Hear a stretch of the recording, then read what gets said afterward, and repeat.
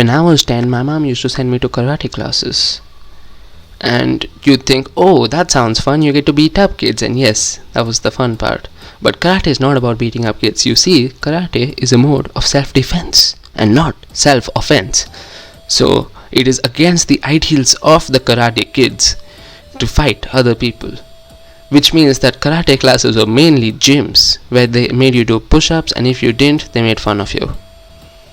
I could not do push-ups. I can now, but I could not do push-ups. It was not the best of times. But it was fun because they used to have this, because I could beat up kids, okay?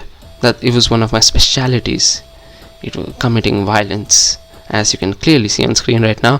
I used to enjoy beating up kids. And when I used to go to karate, there used to be this one session where you practice sparring with your teammate, which was just what they called committing violence without actually committing violence. You had to find a workaround around the system, but you did it when you had to do it, okay? Did it when you had to do it. I enjoyed it, so I'm not going to complain here. I enjoyed fighting kids. But they had this point system where, so it didn't matter how hard you hit, it mattered how well you hit.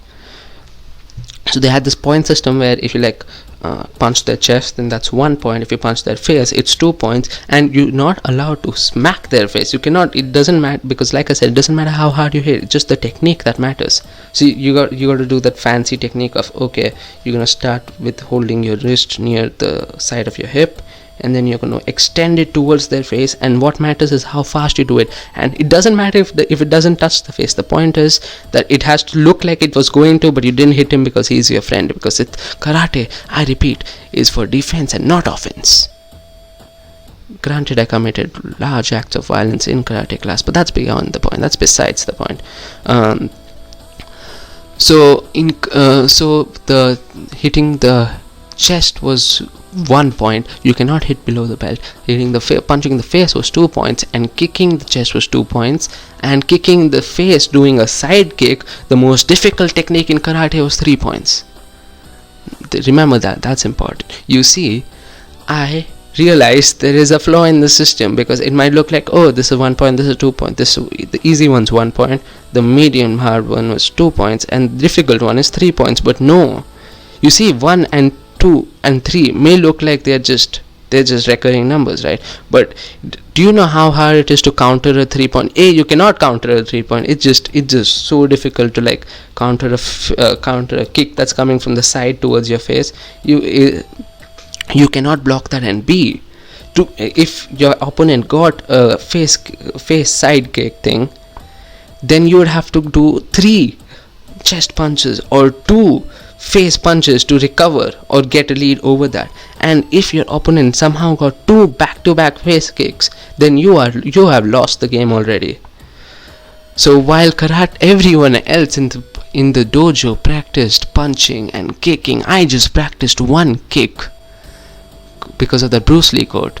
I do not fear a man that practices 1,000 different kicks. I fear the one man that has practiced 1 kick 1,000 times. I practiced that 1 kick 1,000 times, and it was flawless. It was so perfect. I could do it in my sleep. I practiced that 1 kick so hard. If anyone approached me, they would get kicked on their face and nowhere else. I cannot punch a person even right now, but I can kick them like I've never kicked anyone before. But I have kicked a lot of people before. That's the best part about kicking people. Anyway, I was undefeated. 11-year-old Sahil was undefeatable in the karate dojo, because it did not matter that I did not know how to fight people.